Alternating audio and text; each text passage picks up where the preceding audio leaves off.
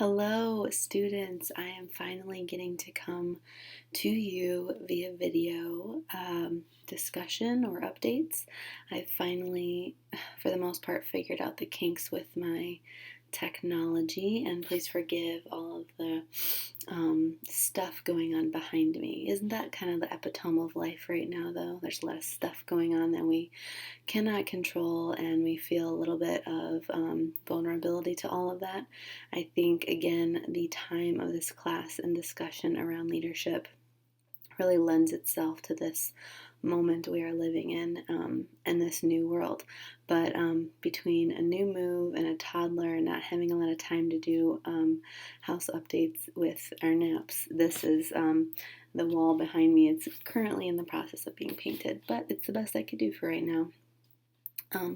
I wanted to come to you with a quick update for week 3, and I absolutely love the discussions that are taking place between you and your peers. Some of the things that you all said you value in an online class is that, or what you miss about an online class is the opportunity to kind of banter back and forth, share ideas, challenge one another's thoughts, but I certainly see a lot of good conversation happening in this recent peer-to-peer week. So I love reading those, and we do, and Melody has done a really great job popping in and asking some additional questions if she feels that's necessary, but I'm definitely tracking the threads and seeing what you're all talking about, and I'll get around to grading those hopefully tonight, maybe tomorrow. And then let me back up. So week 3, we talked a lot about, and our ideas. We challenged ourselves to think our leaders born or made. There is no right or wrong or indifferent. There's a lot of research to challenge the fact that it's about your environment. It's about how you're brought up. It's about how much grit you have. It's about what you're exposed to.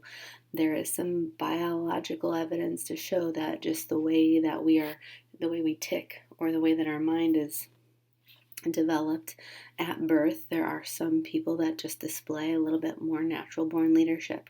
In a lot of the classes or discussions I've participated in on this topic, are leaders born or made?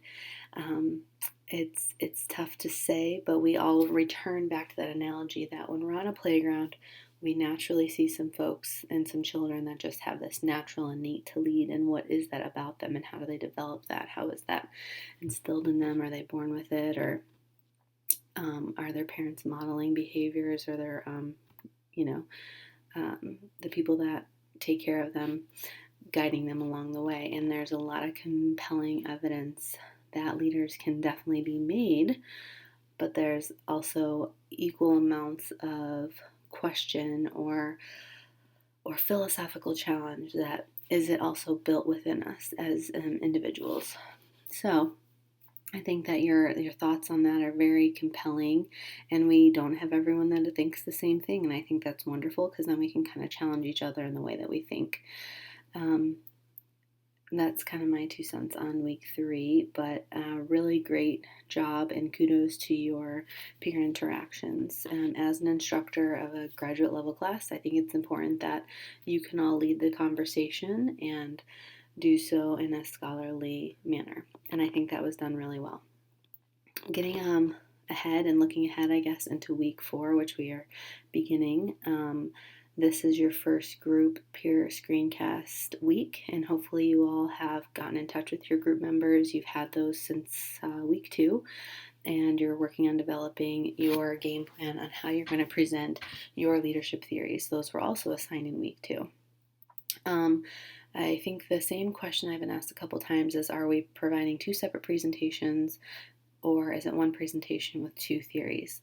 It should be one presentation with both theories presented and taught within that single presentation.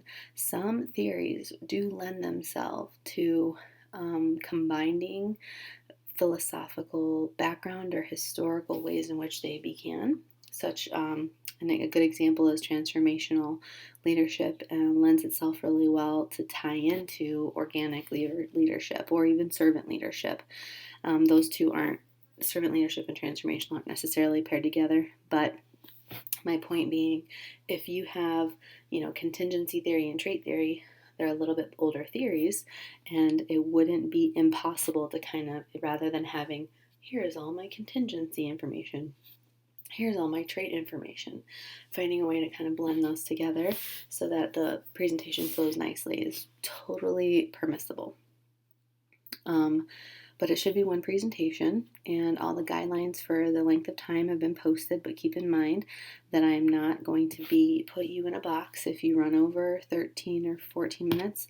It's not going to be points against you, but just keep in mind how salient is your information, how well supported is the information you're providing, and examples are always very helpful. So keeping all of that information in mind, you should be able to present a very good product.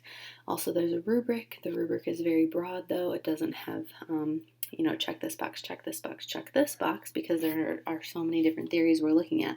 But keep in mind that you should always provide learning objectives. That's always helpful for an audience to understand what they should be walking away with. Make it aesthetically appealing.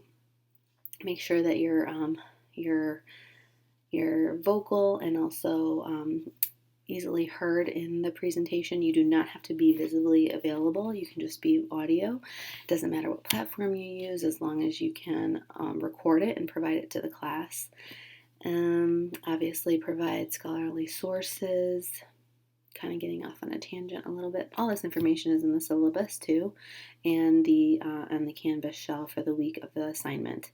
And then I want to continue the dialogue between us within the group. So if group 1 posts, hopefully groups 2, 3, and 4 give them some critique, give them some feedback, give them an applause on how well they did or what they did really, what you thought really resonated with you. But keep in mind that your group is the only group examining these theories. So teach us as though we have no formal exposure, content, contextual context behind what they are, because many of you won't. Because you're assigned the 2 specific ones you have, you're not going to really probably take the time to look at the other 6 that have been assigned to other groups. So go into it with the mindset that no one else knows any other information about this theory, and you will do a great job. We will have office hours Wednesday. Melody will be hosting those. And if there are questions that she may have, I'm still available via texting most likely because I have a different meeting this Wednesday in the evening, so I'm available. But you all know if you email me, I'll email you back in a relatively quick time if there are questions throughout the week regarding this assignment or other course information. I hope you all had a wonderful Memorial Day weekend, and I look forward to seeing your assignments this week.